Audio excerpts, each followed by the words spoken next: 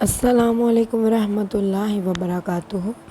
از قلم شہزادہ فارس آپ بیتی مجھے گھر اچھا نہیں لگتا، تھک گیا ہوں فارس، پردیس میں ہوں آج 15 سال گزر گئے ہیں۔ ابھی 18 کا ہوا تھا کہ گھر والوں کو الوداع کہہ دیا۔ پڑھا لکھا نہیں ہوں، لیبر کا کام کرتا ہوں، ذمہ داریاں اتنی ہیں کہ وقت سے پہلے بوڑھا ہو چکا ہوں۔ 24 گھنٹے میں سے 15 گھنٹے کام کرتا ہوں۔ اب جسم کمزور ہونے لگا ہے، مختلف بیماریاں جنم لینے لگی ہیں۔ پہلے بہنوں کی شادیاں کروائیں، پھر ابا کا دل کا آپریشن کروایا۔ امی کو شوگر اور بلڈ کا مسئلہ ہے، ان کا علاج ساتھ جاری ہے۔ ابا اب کچھ کما نہیں سکتے، سو سارا بوجھ مجھ پہ۔ فارس میرا نام افضل ہے، عمر 35 سال ہے۔ سوچا تھا کچھ سال لگاؤں گا، حالات ٹھیک ہو جائیں گے، لیکن ایسا کچھ نہیں ہوا۔ 3 بہنوں کی شادیاں کروائی تھیں، ایک بہن کے 2 بچے ہیں، اس کو طلاق ہو گئی، وہ بھی اب میری ذمہ داری ہے۔ ابا بھی دوائی کھاتے ہیں۔ نیا گھر تعمیر کیا تھا، پھر میری شادی ہوئی، میری 3 بیٹیاں، ایک بیٹا ہے۔ شادی کے لیے کچھ قرض لیا تھا، وہ اتارا تو بہن کو طلاق ہو گئی، وہ بھی گھر آ گئی۔ اس کے بچے، میرے بچے، ابا اماں کی دعا، مجھے یہ سب ذمہ داریاں تھکنے نہیں دیتی۔ داڑھی سفید ہو چکی ہے۔ 2 مہینے پہلے ہارٹ اٹیک ہوا تھا مجھے، لیکن میں نے گھر میں کسی سے کچھ نہیں کہا۔ اب بھی بہت ذمہ داری ہے مجھ پہ۔ فارس غربت بہت دور دیتی ہے۔ 15 سال گزرنے کے بعد بھی میرے ہاتھ خالی ہیں۔ ڈاکٹرز کہتے ہیں میں وطن کو لوٹ جاؤں، لیکن ان کو کون بتائے چند سال گزرنے کے بعد بیٹوں کو بیاہنا ہے۔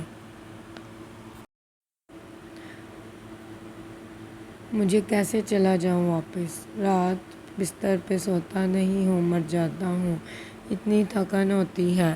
کل بڑی بیٹی کہہ رہی تھی، بابا جان گھر آ جائیں، ہم بہت یاد کرتے ہیں آپ کو۔ میرا دل چاہتا ہے سب کچھ چھوڑ کے چلا جاؤں اپنی لاڈلی کے پاس، لیکن فارس میرے قدیم بیٹیوں کے جہیز روک لیتے ہیں، وہ زنجیریں مجھے روک لیتی ہیں۔ بابا ہونا ان کا کسی چیز کی کمی نہیں ہونے دوں گا۔ بہن فون پہ بات کرتی ہے تو کچھ نہیں کہتی، کچھ مانگتی بھی نہیں۔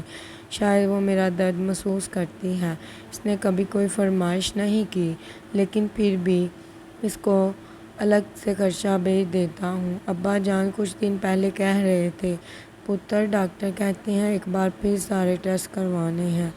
ابا جان میری جان بستی ہے، اس مہینے 24 گھنٹے کام کر رہا ہوں۔ امی کچھ کہتی ہی نہیں، امی بس اتنا کہتی ہیں آ کر مل جا ہم کو۔ نہیں جا سکتا نا میں، میرے ہاتھوں پہ چھالے ہیں، کپڑے پھٹے پرانے ہیں، حالات بہت برے ہیں۔ اکیلا بیٹھا بہت روتا ہوں، بلا وجہ آنکھیں بھیگ جاتی ہیں۔ درد کسے کہوں، کس کو بتاؤں، میں تھک چکا ہوں فارس، میں تھک چکا ہوں، میں ہار چکا ہوں۔ دل میں بہت درد ہوتا ہے، بے حد تکلیف ہوتی ہے۔ مجھے یوں لگتا ہے نہ جانے کسی لمحے زندگی کی کہانی ختم ہو جائے گی۔ دل کرتا ہے گھر کو لوٹ جاؤں، لیکن بیوی کہہ رہی تھی بیٹی جوان ہو رہی ہے، اس کی فکر کریں۔ فکر کھائی گئی مجھ کو، اب مجھے گھر اچھا نہیں لگتا۔ اب بس اتنی فکر ہے، بس یہ ذمہ داریاں نبھاؤں، بس زندگی کی کہانی تمام ہو جائے۔ ایک آخری بار ملنے جاؤں گا سب سے، اس کے بعد شاید میری صحت میرا ساتھ نہ دے، کیونکہ ڈاکٹرز نے بھی مجھے کام کرنے سے سخت منع کیا ہے۔ سوچا تھا گھر جا کے کوئی کاروبار کر لوں، لیکن یہ ممکن نہیں، اتنے بڑے خاندان کا گزارا 500 روپے سے نہیں ہو سکتا۔ آنکھوں میں آنسو ہیں، مجھے مجبوریاں فنا کر گئی۔ کبھی کبھی بیوی جھگڑا کرتی ہے، وہ نہیں سمجھتی میری بے بسی کو، کہ وہ میرے حالات سے واقف نہیں۔ اسے میں کیسے بتاؤں میں خاک ہو چکا ہوں، میں کیسے بتاؤں ڈاکٹر نے بتایا ہے میں کسی بھی لمحے موت کی آغوش میں جا سکتا ہوں۔